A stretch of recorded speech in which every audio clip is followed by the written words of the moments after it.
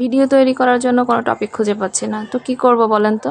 Hello everyone, আসসালামু আলাইকুম। আমি সানজিদা সুলতানা। কেমন আছেন সবাই? আমি আলহামদুলিল্লাহ, আপনাদের দোয়া ভালোবাসা আল্লাহর রহমতে অনেক অনেক ভালো আছি। তো প্রথমে হচ্ছে আমি একটা কড়াই নিয়ে নিলাম, তাতে হচ্ছে পরিমাণ মতো তেল দিয়ে তেলটা গরম হয়ে আসার পরে দিয়ে দিলাম কিছু আস্ত রসুন এবং হচ্ছে কুটে রাখা সেই শুটকিগুলো আর রসুন হচ্ছে একটু ভেজে নিব। ভেজে নেওয়ার পরে তাতে দিয়ে দিব হচ্ছে পেঁয়াজ কুচি। আমি হচ্ছে শুটকিতে আস্ত রসুনটা অনেক পছন্দ করি, সেজন্য আমি কিছু আস্ত রসুন দিয়ে দিয়েছি। আর তারপর দিয়ে দিলাম হচ্ছে আবারও রসুন পেস্ট বা রসুন বাটা যেটাই বলি, দিয়ে হচ্ছে একটু নেড়ে ছেড়ে তাতে দিয়ে দিলাম হচ্ছে মরিচের গুঁড়া, হলুদের গুঁড়া, ধনিয়ার গুঁড়া আর হচ্ছে পরিমাণ মতো লবণ দিয়ে একটু নেড়ে ছেড়ে অল্প একটু পানি দিয়ে হচ্ছে আমি এগুলাকে কষিয়ে নিব। তো কষিয়ে নেওয়ার পরে হচ্ছে আমি ঢাকনা দিয়ে কষিয়ে নিয়েছি, যেটা অফ ক্যামেরায়।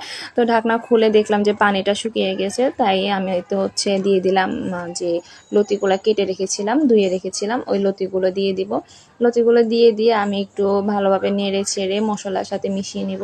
মিশিয়ে হচ্ছে ঢাকনা দিয়ে দিব। ঢাকনা দিয়ে দেওয়ার পরে এই যে আমি কিন্তু পানি দিই নাই, কারণ লতি হচ্ছে এমনিতেই নরম, পানি দিয়ে সিদ্ধ করতে হবে না, এমনিতে হচ্ছে সিদ্ধ হয়ে যাবে।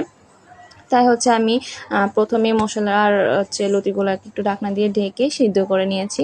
নেওয়ার পরে এবার হচ্ছে আমি ঢাকনা খুলে আবার একটু নেড়ে ছেড়ে দিয়েছি। দেওয়ার পরে হচ্ছে আমি এবার পরিমাণ মতো অল্প পানি দিছি, যাতে লতিগুলো হচ্ছে এই পানিতে হয়ে যাবে। বেশি পানি দিব না, দিলে হচ্ছে লতিগুলো একদম মানে কি বলবো নরম নরম হয়ে যাব।